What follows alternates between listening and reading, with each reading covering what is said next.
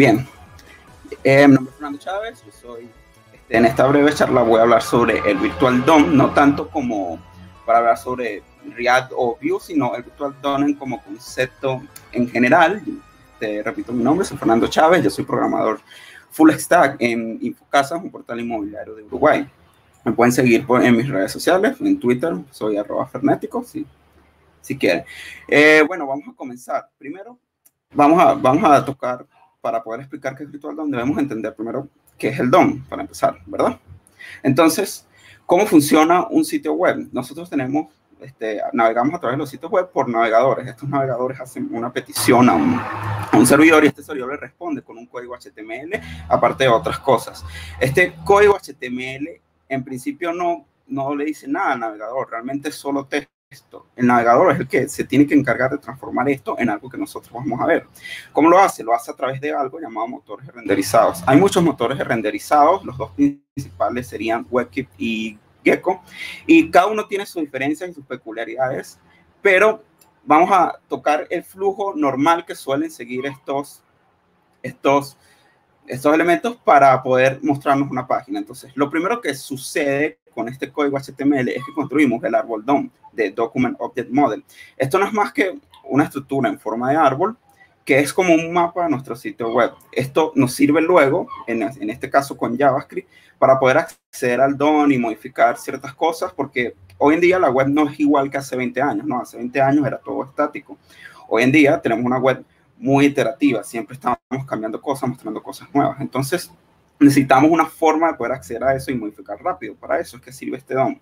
Pero no se queda ahí. Luego tenemos un segundo paso. Y es que con el CSS que obtenemos, ya sea desde hojas apartes, desde estilos en línea, incluso desde la etiqueta style, él reúne todo eso, el motor de renderizado reúne todo eso y crea como una réplica de este árbol DOM, empezando por el HTML, y en cada uno de los elementos va definiendo sus estilos, ¿no? Aquí tenemos un ejemplo bastante sencillo de esto. En tercer paso, luego él reúne estos dos árboles que ya tiene, el árbol DOM y el árbol del CSS, y los empieza a juntar para formar un render tree que le va a servir para luego renderizar la página. Entonces él va construyendo este árbol, ¿verdad? Y vamos a ver algo muy curioso acá, y es que si nos fijamos abajo en nuestro árbol, tenemos dos elementos tipo párrafo, ¿verdad? Pero el segundo elemento tiene un display node. Eso lo hace desaparecer de nuestro árbol, dicho de alguna manera, no es exactamente eso, pero al render tree no le interesa, porque al estar display node no aparece nuestra jerarquía. Él se da cuenta de este pequeño detalle, así como de otros detalles, y cuando está haciendo esta suma entre los dos árboles, elimina esas cosas y nos da un render tree resultante. Posteriormente, llegamos a los últimos dos pasos. El cuarto, que sería el layout. Tenemos todo nuestro árbol ya creado, empezamos a ver nuestros elementos y en el layout, el motor de renderizado dice, bueno, lo divide todo en caja y dice, esta caja va a ocupar tanto ancho, va a estar ubicada en este exacto píxel de la ventana. Luego, por último, en el quinto paso, con los estilos ya creados, él empieza a darle estilo a todo eso y luego lo renderiza todo en la página. Entonces, esto parece algo muy sencillo. Y cuando hablamos de Virtual DOM, mucha gente lo primero que dice, bueno, el Virtual DOM existe porque es caro modificar el DOM, pero eso no es necesariamente cierto. Realmente el DOM es una estructura de árbol. Modificarla es sencillo. ¿Cuál es la complejidad? Cuando vamos a estos dos últimos pasos de layout y paint, porque podemos entrar vamos a entrar de hecho en dos procesos muy simples que se llama reflow y repaint. Básicamente es repetir estas cosas para actualizar nuestro sitio web. Entonces, esto parece, dicho así, no parece nada difícil, no parece nada del otro mundo, pero vamos a intentar ver en código para ver dónde está el error y por qué es que existe el Virtual DOM. Bien, vamos a hacer un ejemplo bastante sencillo. Nosotros vamos a recuperar un nodo de nuestro árbol, como estamos haciendo aquí en la primera línea, y vamos a modificarlo 3 veces. Vamos a hacer las siguientes 3 modificaciones. Cambiamos el padding, el color del fondo y la anchura de nuestro elemento, ¿verdad? Esto en pantalla nosotros lo vamos a ver como si fuera instantáneo, como si solo estuviera ocurriendo un cambio, pero en realidad no es tan así, porque lo que sucede es lo siguiente. La primera línea nos lleva a un reflow y un repaint, porque al cambiar el padding estamos cambiando las proporciones de los elementos, entonces él vuelve a calcular todo eso y tiene que volver a pintar de nuevo. Luego cambiamos el fondo, en este caso es un cambio un poco menos agresivo porque solo cambiamos el fondo y él vuelve a pintar. Por último, cambiamos la anchura y bueno, aquí sí es mucho más obvio que al cambiar la anchura cambiamos cómo se dividen los elementos. Entonces, ¿qué sucede? Estamos haciendo 3 cambios en total, estamos ejecutando el flujo de nuevo 3 veces por un cambio que solo va a ocurrir una web. Solo va a ocurrir una vez. Entonces, pensemos en una aplicación moderna hoy en día, como cualquiera de las que usamos. Estos cambios son muy pocos, en realidad suceden muchos más cambios. Entonces, ¿qué pasa si por cada cambio vamos cambiando esto? Entonces, existen estrategias para atacar esto, pero imagínense cómo escala eso, ¿no? Probablemente no sirve para escalar. Entonces, es cuando viene el Virtual DOM. El Virtual DOM como concepto no es algo único de Riad ni de Vue, ni lo inventaron ellos. Es un concepto que simplemente existe para arreglar este problema, que Riad y Vue lo usan de una manera excelente, pero es simplemente una forma de arreglar un problema. Entonces, ¿cómo funciona? Muy simple.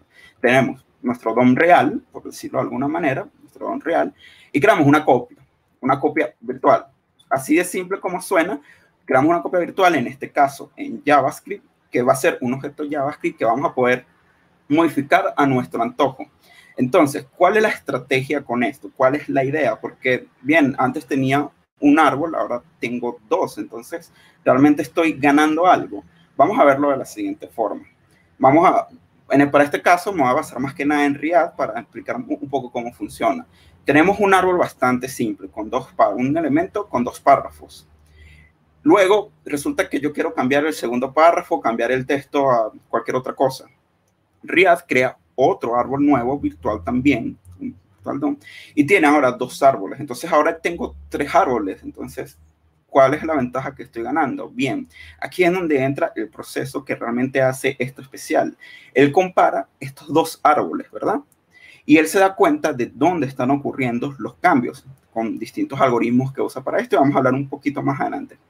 Bien, al ver estos 2 cambios, imagínenselo en un portal, un sitio web mucho más grande, él ve los cambios y dice, ok, cambió solo el segundo párrafo, entonces solo voy a cambiar el segundo párrafo. Entonces, ese cambio de antes en el que hacíamos estilo por estilo, ya no sucede, sino que él reúne todos los cambios, encuentra formas de hacer eso en un solo cambio, en un solo reflow. No siempre es posible, pero busca la manera de hacerlo de la manera más eficiente. Y viene la pregunta, ¿esto realmente es eficiente? Porque estamos comparando constantemente 2 árboles distintos.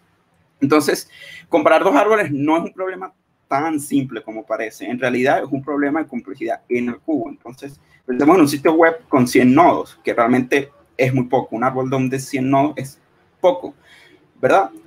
Eso nos llevaría a 1 millón de iteraciones. Imagínense en un sitio web mucho más grande. Son millones y millones de iteraciones. Entonces, Riad, al menos en este caso, Riad, hace una serie de reglas heurísticas para poder llevar esto a un problema de simplemente n. Es decir, que solo recorreremos el árbol una sola vez. Entonces, él considera 2 cosas principales. La primera es diferente tipo de elementos, diferente árbol. Es decir, Riad no se complica. Si él tiene 2 nodos que son de un tipo distinto y los va a comparar, no hace falta comparar sus hijos, comparar sus propiedades, simplemente son distintos. Construye el árbol de nuevo y empezamos, ¿no? ¿Verdad? Y otro tema muy importante es qué pasa cuando tenemos un nodo que tiene de sus hijos son una lista de nodos. Vamos a verlo con un ejemplo bastante claro. Yo estoy mostrando estas 3 figuras en mi pantalla, ¿verdad? Hay un elemento padre que las contiene. Luego yo realizo un cambio y ahora muestro las figuras en este orden.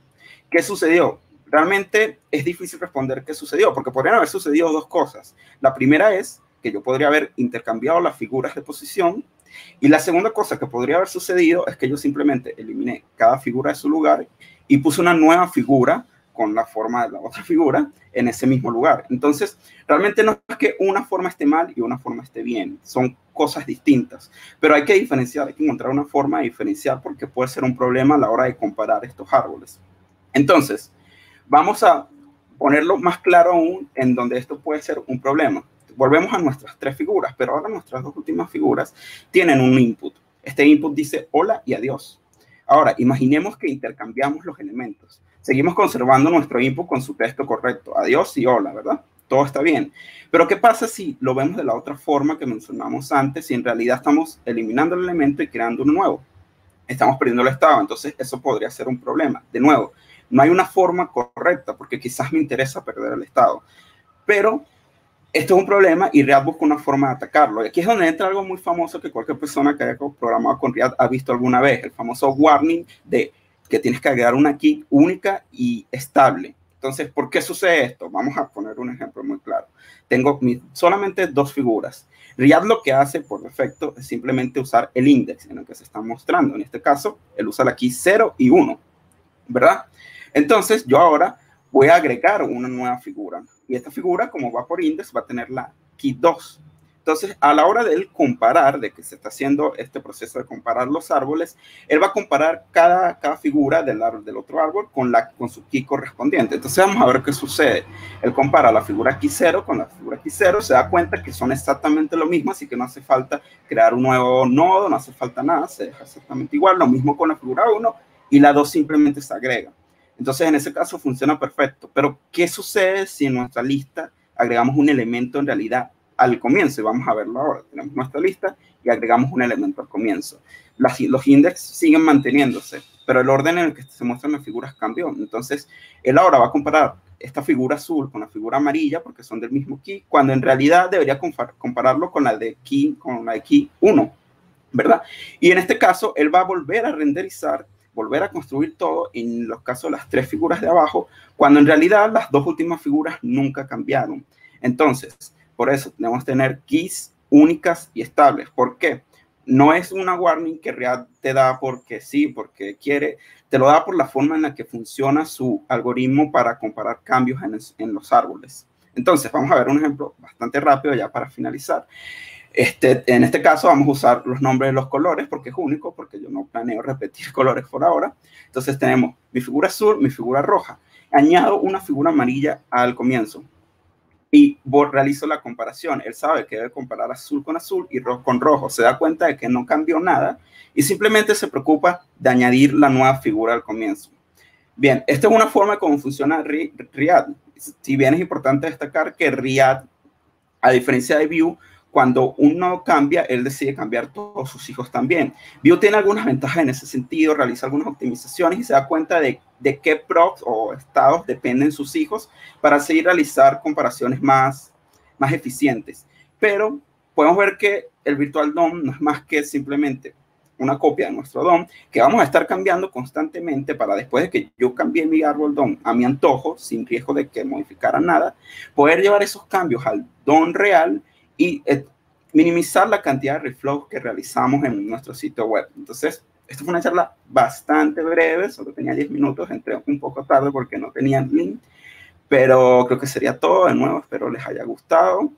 Como dije, bastante breve, cualquier cosa podemos hablar un poco más, si quieren, en mi red social, Twitter, que últimamente es la única que uso.